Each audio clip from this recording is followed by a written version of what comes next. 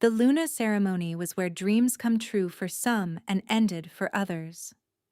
And as Vera stood in the shadows behind her stepsister, she knew exactly which fate was hers.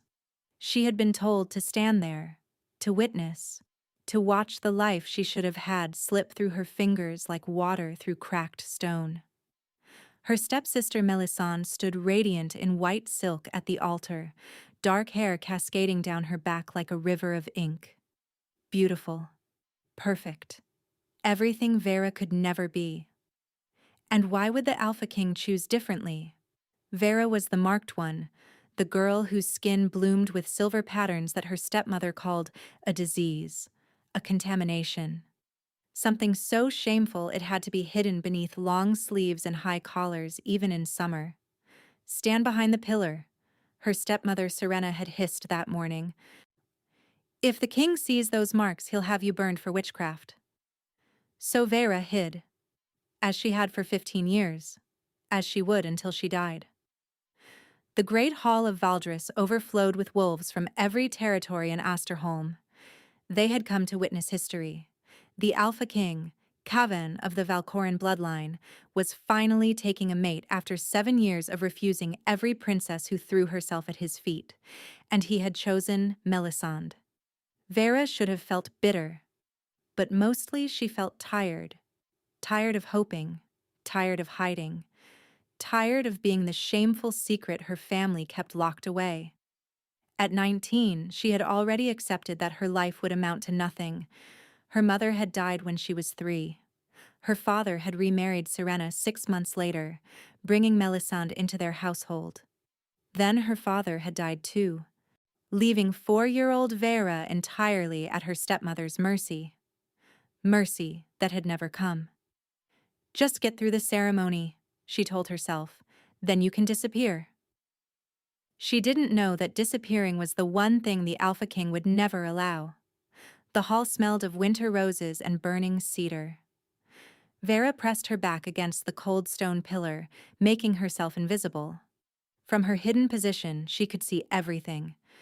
The noble families in their finest silks, the raised dais where Melisande waited beside the high priestess, and her stepmother Serena, positioned at the front with tears of false joy glistening in her eyes. "He's arriving," someone whispered. The great doors swung open. Vera felt him before she saw him. A wave of alpha dominance rolled through the space, depressing against her chest like a physical weight. This wasn't ordinary power. This was something ancient, born from bloodlines so pure they were more myth than reality. Then he stepped inside. Alpha King Kavan was tall, taller than any wolf she'd ever seen, with shoulders broad enough to block out the torchlight behind him. His hair was the color of a moonless night, and his eyes were the palest blue she'd ever encountered. Almost silver, almost colorless, and completely, utterly cold. He walked through the parted crowd like a blade through silk, acknowledging no one. His face revealed nothing, not anticipation for his bride, not pleasure at the ceremony. Nothing at all. He looked like a man walking toward his execution rather than his mating. Melisande smiled radiantly as he approached. She extended her hand with practiced grace. The Alpha King didn't take it. He stopped 3 steps away, his cold gaze cataloging her face, her gown, her carefully arranged hair. Finding her? Adequate. Nothing more. "Alpha King Kavan," the High Priestess began. "You have come to claim this woman as your Luna. Is this your will?" Silence stretched. Every wolf held their breath. And then the Alpha King spoke. "No." The word fell like a hammer blow. Melisande's smile froze. Serena went white. The crowd erupted in shocked whispers. "Your Majesty," the High Priestess stammered. "The contracts were signed." "I reject this Luna," Kavan said, his voice cutting through the chaos. Cold, final, absolute. Melisande stumbled backward. "My king, whatever I've done to displease you, you've done nothing." His tone held no cruelty, just emptiness. But I will not bind myself to a lie. Serena pushed forward. Your Majesty, my daughter is the finest choice in all of Asterholm. I did not come here for her. Silence crashed over the hall. Kavan turned slowly, his silver-blue gaze sweeping across the crowd, searching. Vera pressed herself harder against the pillar. He couldn't possibly be looking for her. No one ever looked for her. But his gaze kept moving until it stopped. On the pillar. On her. Their eyes met, and something cracked open inside Vera's chest. A jolt of recognition that made no sense. Her, the Alpha King said. I came for her. 2 royal guards moved before anyone could protest, guiding Vera out from behind the pillar toward the dais. She wanted to run. Every instinct screamed that she was being exposed. But something stronger than fear kept her moving. She stopped at the base of the dais, head bowed.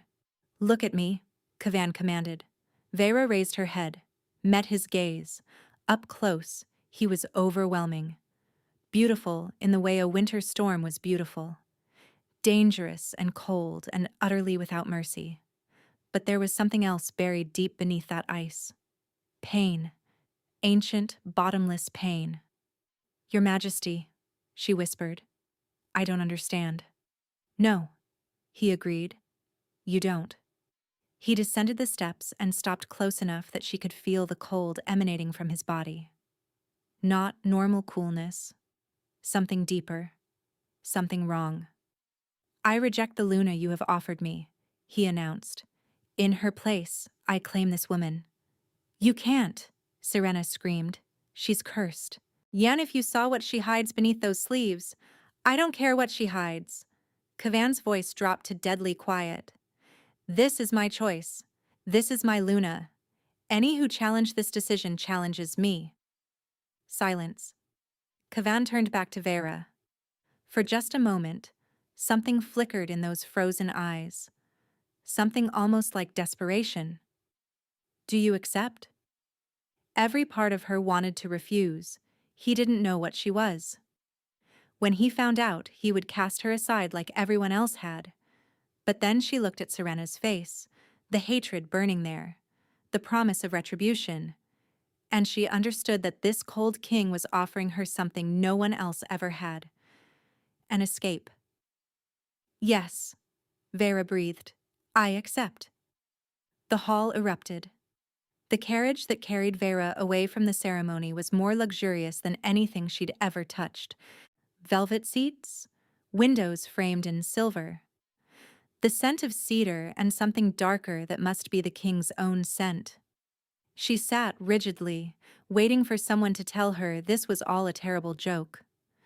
But the carriage simply rolled toward the palace, and no one came. 3 hours later, a guard escorted her to the king's study. Kavan stood at the window, silhouetted against fading light. When he turned, she was struck again by the cold radiating from him like winter given form. Your Majesty. She dropped into a curtsy. Rise. She straightened, keeping her eyes low. I'll be direct, he said. I did not choose you out of affection. I chose you because I needed someone invisible. Someone who would accept my terms without argument. Each word struck like a small blow, but Vera absorbed them silently. What terms? Kavan moved toward his desk. You will be my Luna in name only. We will live separate lives, separate chambers, separate existences. She waited. You will provide me with an heir. That is the only duty I require beyond public appearances. Once an heir is secured, our physical relationship will end. And what will I receive? Something almost like respect flickered in his eyes. Safety, wealth, power. No one will dare touch you once you bear my mark. And whatever you're hiding beneath those sleeves will remain your own secret. I will never ask. I will never look. Vera's heart stuttered. You know I'm hiding something? The way you move, the way you keep yourself covered. Your stepmother's terror when I chose you. He tilted his head. But I don't care what it is. Why? Because I have my own secrets. My own conditions I have no desire to explain. His voice hardened. If I ignore yours, you ignore mine. No questions, no curiosity. An impossible bargain, a marriage built on mutual blindness. It should have horrified her. Instead, something loosened in her chest. You're offering me freedom, she said slowly. I'm offering you a cage with larger bars. Don't mistake it for freedom. Any cage you offer is larger than the one I'm escaping. He went still. Your stepmother, he said quietly. I won't speak of it. Just as you won't speak of yours. For a long moment they simply looked at each other. Two broken creatures recognizing something familiar in each other's damage. Then Kavan nodded. The ceremony will be in 3 days. Stay in your chambers until then. He moved toward the door. Your Majesty, Vera called. Why me? Out of everyone, why me? Silence stretched. When he finally spoke, his voice was barely audible. Because when I looked at you, I felt nothing. The door closed behind him.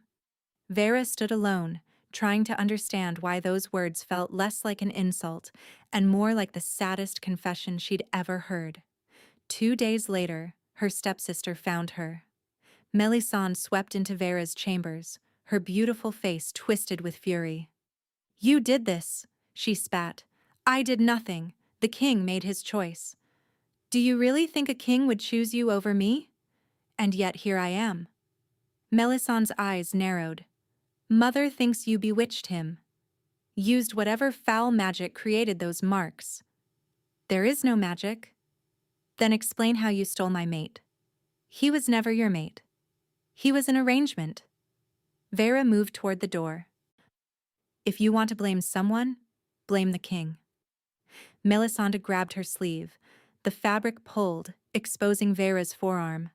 The silver marks swirling across her skin like frozen rivers. Melisandre's face went pale. They've spread. Mother said they were only on your shoulders. Vera yanked her sleeve down.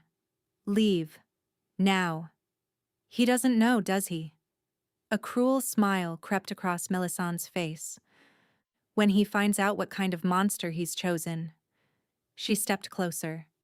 When he discovers what you truly are, he won't just reject you. He'll execute you himself.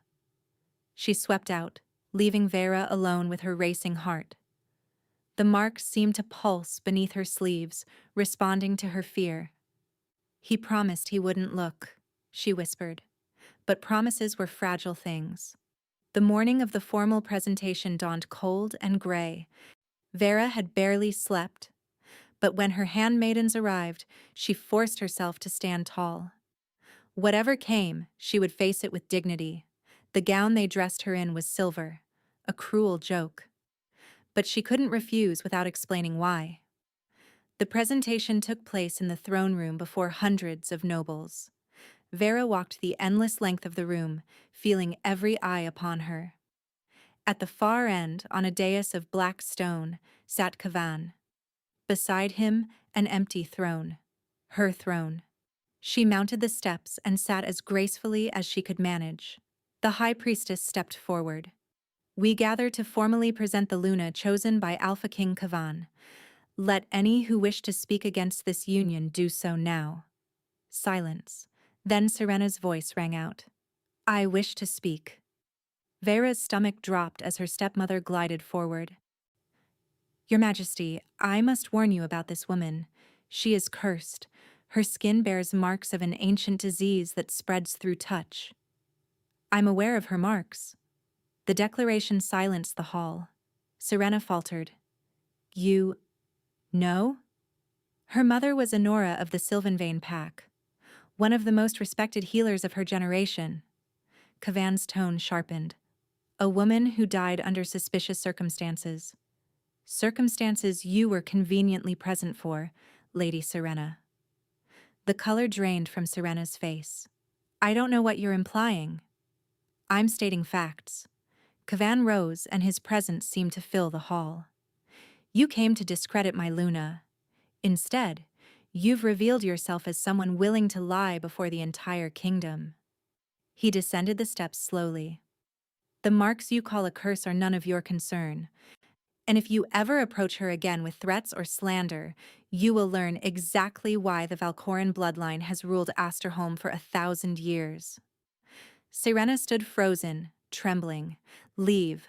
Take your daughter with you. I don't wish to see either of you in my court again. For a terrible moment, Vera thought her stepmother might argue. But even Karena had limits. She fled, Melisande hurrying after her. Kavan returned to his throne without glancing at Vera.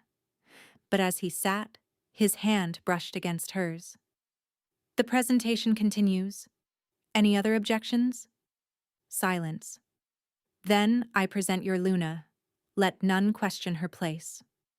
Later, at the door to her chambers, Vera touched her hand where his cold grip still lingered. He could have let Serena expose her. He could have demanded to see the marks himself. Instead, he'd protected her. She didn't understand why. But for the first time in 15 years, she felt something she'd forbidden herself to feel. Hope. The wedding ceremony passed in a blur of incense and ancient words. When it came time for the claiming, tradition demanded a bite, a mark on her neck that would bind them irrevocably. But that would require exposing her skin. Kavan leaned closer, and Vera tensed. Instead, his cold lips brushed her forehead. I claim you as mine, he murmured. My Luna, my queen. Relief flooded through her. I claim you as mine, my alpha, my king. The crowd murmured at the unconventional claiming, but no one dared object. That night, Vera sat on the edge of the bed in the Luna's chambers, trying to control her breathing. 3 soft knocks sounded at the door. Come in. Kavan entered, and already reaching into his pocket. He withdrew a strip of dark fabric. A blindfold, he said quietly. If you're worried about me seeing something you wish to keep hidden. The thoughtfulness made her throat tight. You would blind yourself on our wedding night? I told you I would never look. I meant it. She took the blindfold with trembling fingers. Turn around. He obeyed without hesitation. She rose on unsteady legs and secured it over his eyes, her fingers lingering against his skin. There, she whispered. Kavan turned toward her, sightless now. His hands rose slowly, settling gently on her shoulders. His touch was cold, so cold it should have been uncomfortable. But somehow it felt like relief, like cool water on a fever. Tell me if you want me to stop, he said. At any point. And you would? Yes. I need an heir, Vera, but not at the cost of your willingness. She believed him. I don't want you to stop. His hand slid to her waist. The cold seeped through her silk nightgown. You're so warm, he murmured, wonder in his voice. I didn't expect to feel anything. I haven't felt anything in so long. Before she could respond, his mouth found hers. The kiss was tentative at first. His lips were cold but soft. Vera's hands found his chest, feeling his heart beating faster than his controlled demeanor suggested. Something built between them, a warmth that had nothing to do with temperature. When they finally parted, both were breathing hard. Vera. Her name sounded precious on his lips. I need you to know something. What? I cannot love you. The words were heavy with grief. Whatever this becomes, I'm not capable of love. Please don't hope for it. She should have been hurt, but all she felt was that same deep sadness she'd sensed in him from the beginning. Then I won't hope, she said quietly. But I won't close myself off from whatever this is either. He pulled her closer, and she let herself fall into the darkness with him. She woke alone. The space beside her was empty, but on the pillow where his head had rested lay a single winter rose, white petals edged with frost blue. The rose was not part of any arrangement. She pressed it to her lips, feeling something dangerous bloom in her chest. Don't hope, she reminded herself. But as she breathed in the flower's delicate scent, she wondered if the Alpha King knew himself as well as he thought he did. 3 nights passed before he returned. Vera had almost convinced herself that first night was an aberration. Then, on the 4th evening, 3 soft knocks sounded at her door. "Come in." Kavan entered, already reaching for the blindfold. "If this is unwelcome." "It isn't." The words came out too quickly. "I mean, if you wish to, I wish to." Something in his voice made her stomach flutter. "I've thought of little else for 3 days." The admission hung between them, more intimate than any touch. After that, he came every night. Sometimes he arrived after dinner, staying for hours. Other times he appeared past midnight, as if he'd fought the urge and lost. They didn't always make love. Sometimes they simply lay together in darkness, her warmth bleeding into his cold, talking about nothing and everything. She learned he hated formal banquets but loved the hunt, and that he'd wanted to be a scholar before his father's death forced the crown onto him. He learned she could read ancient Asterholmian, that she'd dreamed of seeing the southern seas, that a healer had once whispered her marks weren't a curse but something far older. "What did he mean?" Kavan asked one night. "Something older?" He wouldn't say. Sirena had him sent away before I could ask more. "Perhaps we can find him, this healer." The casual offer made her heart clench. "You would do that?" "You're my Luna. Your questions are my questions now." No one had ever treated her mysteries as worthy of solving. So instead of speaking, she turned in his arms and kissed him. The nights blurred together. Vera found herself living for those 3 soft knocks. Her days became mere waiting periods until darkness fell and he returned. She was falling. Every laugh, every confession, every tender touch pushed her further toward an edge she couldn't see. One morning she woke to find him still there. The blindfold was askew, but he kept his eyes firmly closed even as dawnlight spilled across the bed. His arm was wrapped around her waist, his body pressed against her back. He was asleep. He had never stayed until morning, never allowed himself to be vulnerable in daylight. Vera lay perfectly still, terrified any movement might shatter this impossible moment. "I love you," she realized, the truth hitting her with physical force. "Gods help me. I love you." She didn't say it aloud. But as she lay in his cold embrace, watching morning light paint the room gold, she knew she'd crossed a line that couldn't be uncrossed. The change happened gradually. 2 months into their marriage, Kavan began arriving before dinner. He'd share meals he barely touched while asking about her day with genuine interest. Then he started appearing in afternoons, finding excuses to pass through whatever part of the palace she occupied. "I wanted to see you," he'd say simply. But alongside this growing closeness, Vera noticed something troubling. He was getting colder, not emotionally. His walls were crumbling faster than either had anticipated. But physically, his skin had taken on a bluish tint. His hands felt like ice dipped in snow, and sometimes she'd wake to find him shivering violently despite the fire she kept burning. "You're not well," she said one evening. "Kavan, you need a healer." "I've seen healers. They can do nothing." "Then tell me what's wrong." She took his frozen hands in hers. "This isn't just something strange about you. You're deteriorating." He pulled away and moved toward the window. His silhouette looked thinner than she remembered. "Some things cannot be shared. Not because I don't trust you, but because knowing would only cause you pain. And watching you waste away causes me nothing?" He turned sharply. "Waste away? Do you think I haven't noticed? You eat almost nothing. You sleep in fits and starts. The cold is getting worse." She crossed to him, grabbing his arms. "Whatever is happening, it's killing you." Kavan stared at her. In the fading light, his eyes looked almost colorless. "Why do you care? We agreed this would be an arrangement." "Because I'm falling in love with you." Silence. Kavan's face went through expressions too fast to track. Shock, pain, fear. No, he said, stepping back. You can't. It's too late. I've tried not to, but the heart doesn't listen to warnings. You don't understand. His voice cracked. If you love me, if you truly love me, what happens?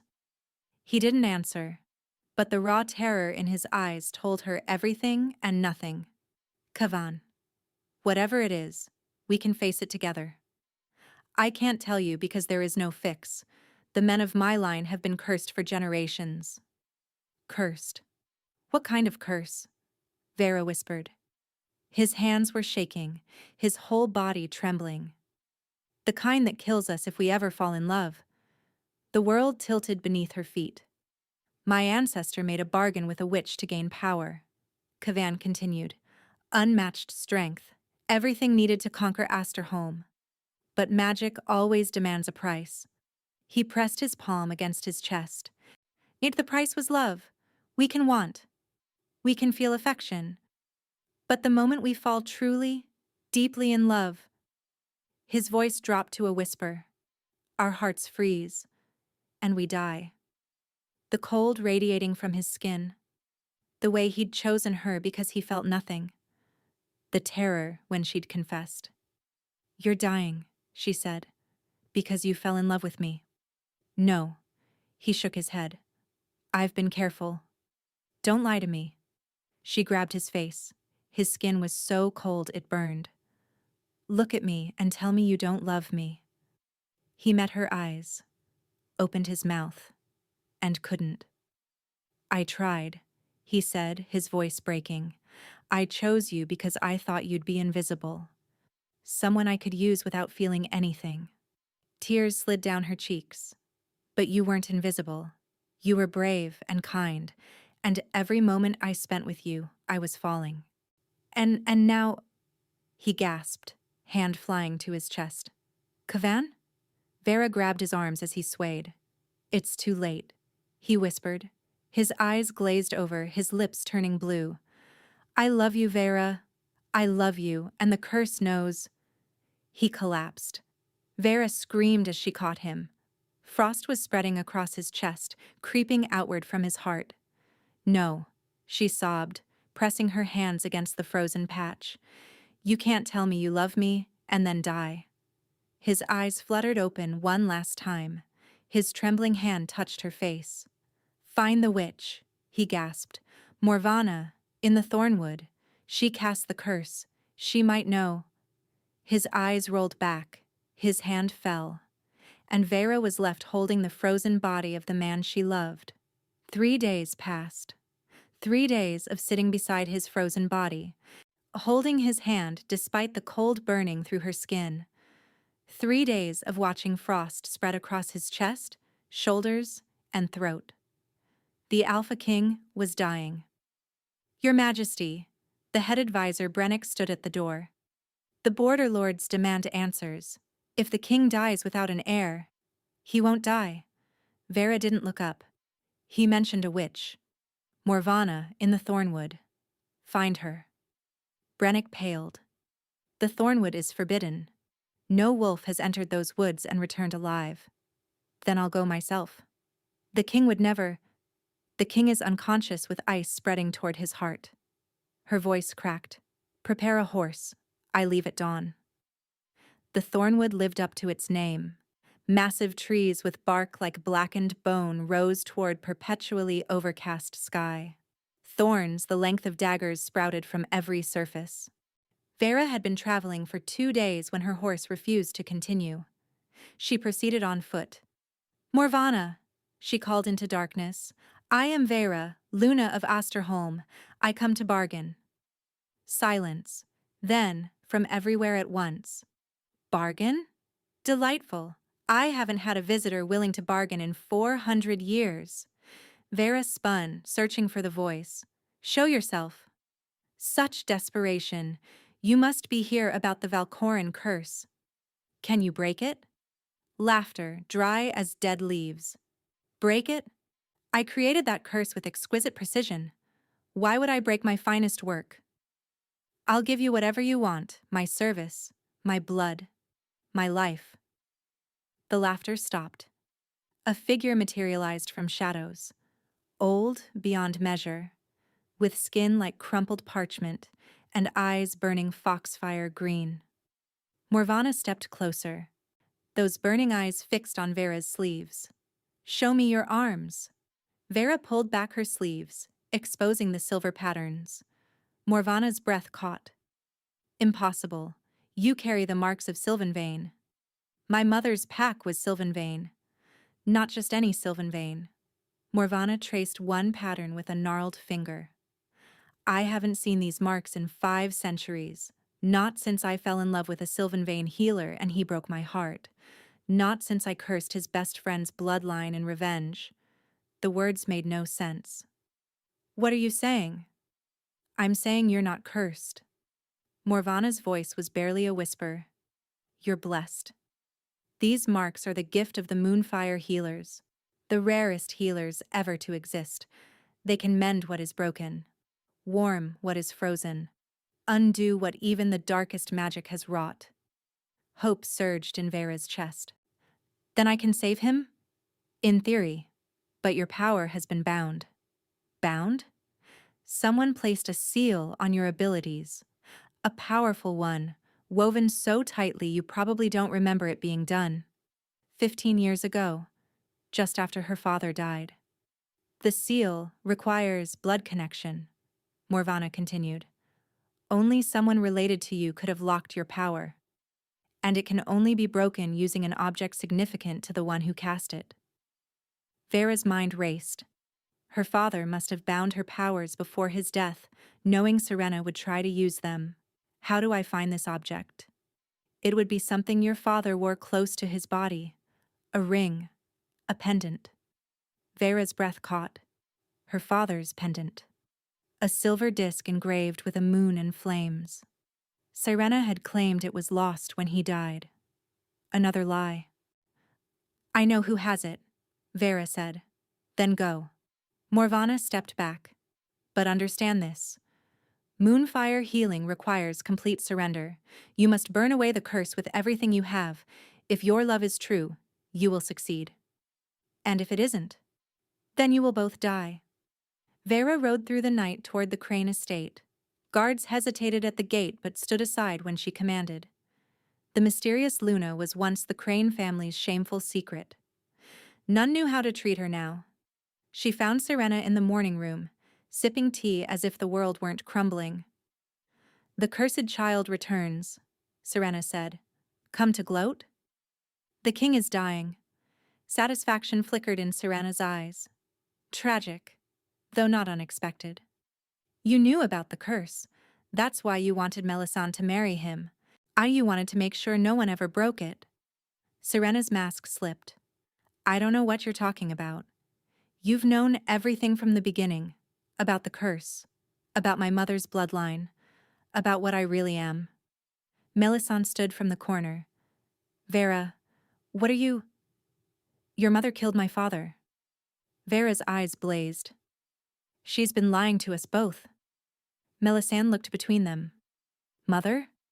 That's not true, is it? Serena's expression hardened. Your stepsister has lost her mind. My father bound my powers to protect me from you, Vera said.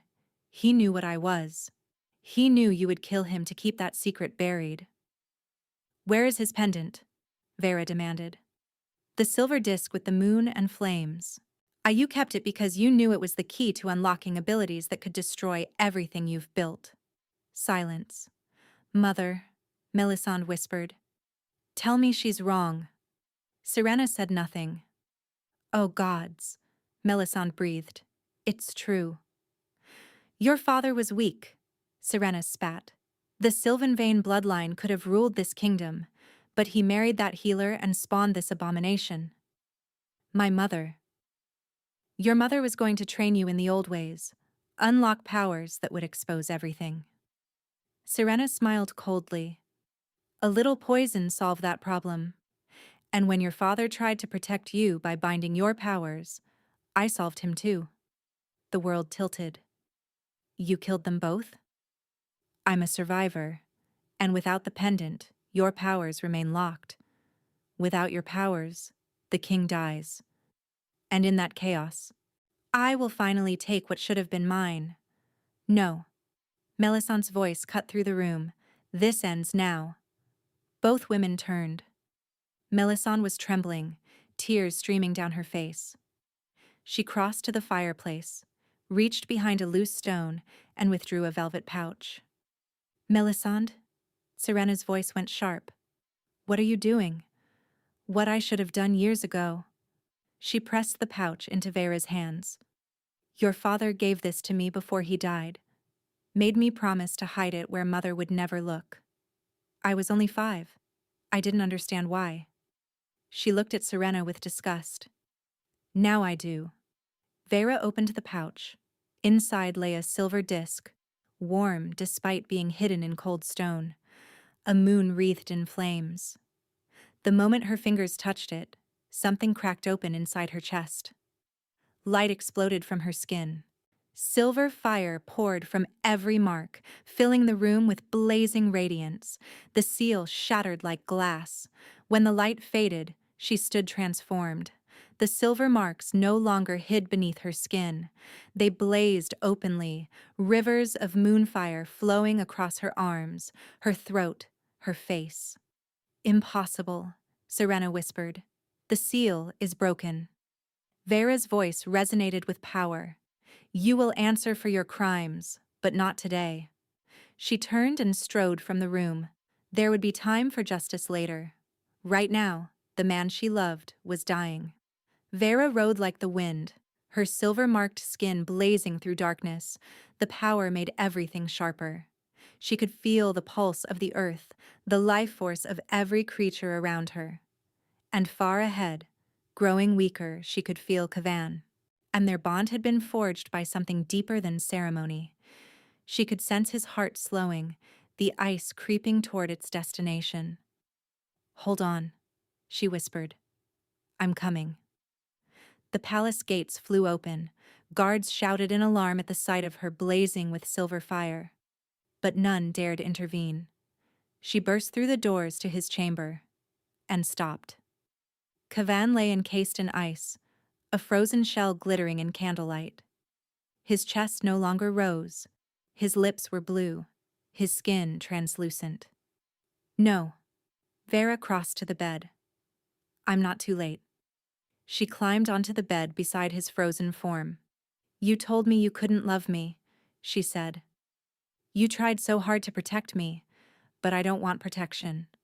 I want you. She pressed her hands against his ice-covered chest. So I'm going to burn it away.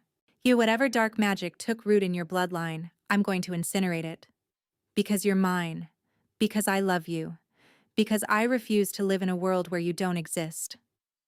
She closed her eyes and let go. Silver flames poured from her hands, engulfing his frozen form.